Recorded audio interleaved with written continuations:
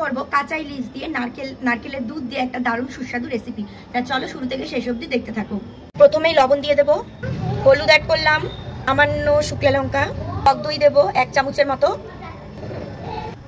কাঁচা সর্ষের তেল অ্যাড করব।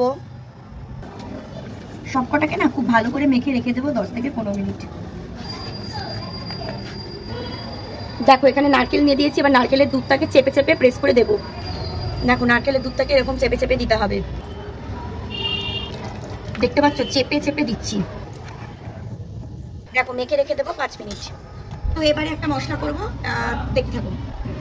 সাদা সরষা আর এই যে 1 চামচ পোস্ত নিলাম, ভালো করে পেস্ট করে নিয়ে আসবো।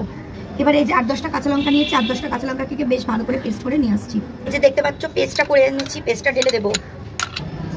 তো এই যে দেখো নারকেল দিয়ে কিন্তু আমরা সবাই করি, কিন্তু নারকেলের দুধটা দিলে পরে কিন্তু স্বাদ কিন্তু দ্বিগুণ হয়। তোমরা কিন্তু রেসিপিটা এরকমভাবে ট্রাই করতে পারো। দেখো আমার মাখানোটা হয়ে গেছে। উপর থেকে দেবো আরও কিছুটা কাঁচা সর্ষের তেল। এটাকে এবার এই কড়াইতের মধ্যে দিয়ে দেবো, দিয়ে জাস্ট 10 মিনিট একটুখানি ভাপিয়ে নেব।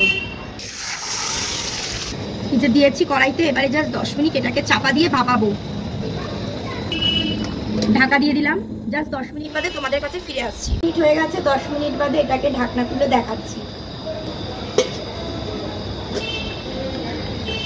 এটা হচ্ছে মাছের ফাইনাল লুক। এটা দেখতে পাচ্ছ 10 মিনিট বাদে ফিরে এসেছি। ইলিশ মাছটা একদম রেডি হয়ে গেছে। আর আমরা তো সবাই জানি ইলিশ মাছ হতে বেশিক্ষণ সময় লাগে না।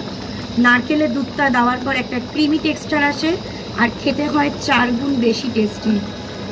উপর থেকে সামান্য কয়েক ফোঁটা সরষের তেল দিয়ে দেবো, দিয়ে জাস্ট 10 মিনিট ঢাকা দিয়ে রেখে দিলেই তৈরি আমাদের ইলিশ মাছের রেসিপিটা। এদিকে